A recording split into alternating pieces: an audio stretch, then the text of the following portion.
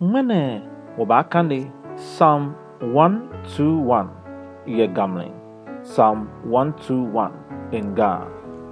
LALA oha nyumenyo ke ekome. Yehowa wahibulole. Zion gon lalako.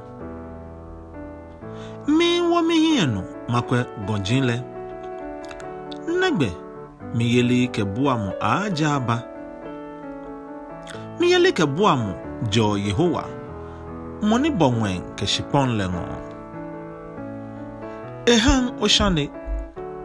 Moni buo ohile. Ewɔɔɔ wɔdɔi. Na moni buo Israel hele.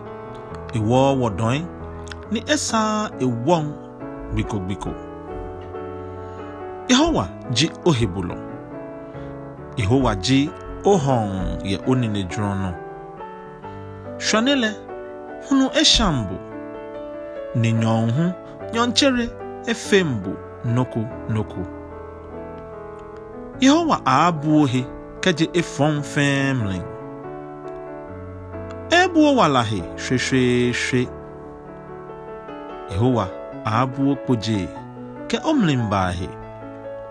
Keje benemle ke yashi nano fen. Amen.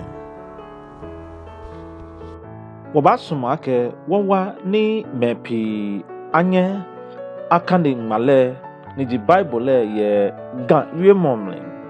No ewo keji Bible verse ko ngmale he ko ye chapter ko ye ni ubasuma ni wakane ye gamni ye. Ofa ni oshi ye comment section shishin. Oyura don bomode ni onye wose ye Facebook I speak Ga, ye Twitter I speak Ga, ke Instagram I speak Ga. Ni oyano ni okwewo videos ye YouTube channel neno.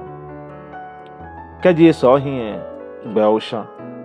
Hani moko ni asheno ni lehu enye ekefe ni kasemo. Ni mwa jobu abanabu.